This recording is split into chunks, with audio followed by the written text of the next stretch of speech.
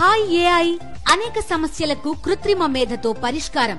నగరంలో పెరుగుతున్న startup trends. పూర్తి వివరాలకు చదవండి రేపటి సాక్షి దినపత్రిక. జనరల్ గా జూనియర్ ఎన్టీఆర్ మంచి భోజన ప్రియుడని అందరికీ తెలిసిందే. తనకిష్టమైన ఫుడ్ విషయంలో అస్సలు రాజీ పడడు. ఇప్పుడంటే ఫిట్నెస్ కోసం కొంచెం ఆలోచిస్తున్నాడు. అప్పట్లో తిండి విషయంలో ఓ పట్టు పట్టేవాడు.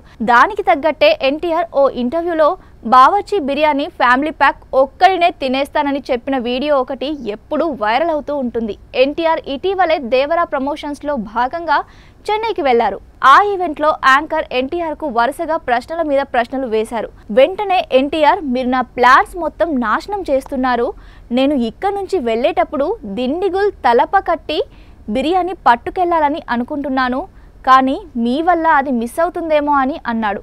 మరి ఎన్టీఆర్ అంతగా చెప్పిన ఈ తలప్ప కట్టి బిర్యానీ ఎందుకంత ఫేమస్ అనేది ఇప్పుడు చూద్దాం. హైదరాబాద్లో దమ్ బిర్యానీ ఎంత ఫేమస్సో ప్రత్యేకంగా చెప్పాల్సిన అవసరం లేదు. అలానే తమిళనాడులో ఈ దిండగల్ తలపకట్టి బిర్యానీ అంతే ఫేమస్. దీన్ని 1957 నుంచి తయారు చేస్తున్నారు. అయితే ఈ బిర్యానీ చిట్టి ముత్యాలు బియ్యంతో చేస్తారు. పేరుకు ఇది బిర్యానీ అంటారు, కానీ ఇది పలావ్. దీన్ని తొలిసారిగా నాగస్వామి నాయుడు అనే వ్యక్తి అన్నదాన విలాస్ బిర్యానీ హోటల్ పేరిట ప్రారంభించారు.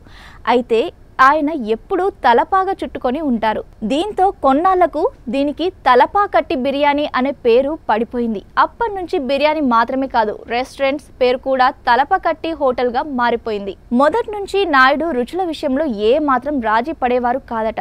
ఈ బిర్యానీ మసాలాలు స్వయంగా ఆయన భార్య తయారు చేసేవారు. అందుకే చెన్నైలో ఆ రెస్టారెంట్ ముందు ఆమె ఫోటోలు, బొమ్మలు కనిపిస్తాయి. నాయుడు మన తెలుగువారే. ఆయన చిత్తూరు జిల్లాకు చెందినవారు. చెన్నైలో స్థిరపడ్డారు. ఆ తర్వాత ఆయన వారసులు కూడా అదే కంటిన్యూ చేస్తూ వచ్చారు. ముఖ్యంగా ఆ రుచితో తయారయ్యే బిర్యానీ, అందులో వినియోగించే మసాలా దినుసులు, ఆ ఫ్లేవర్ మరెక్కడా దొరకదని అంటారు. గతంలో ఈ బిర్యానీ సౌత్ ఇండియాలోనే హై క్వాలిటీ బిర్యానీగా ప్రసిద్ధి చెందింది.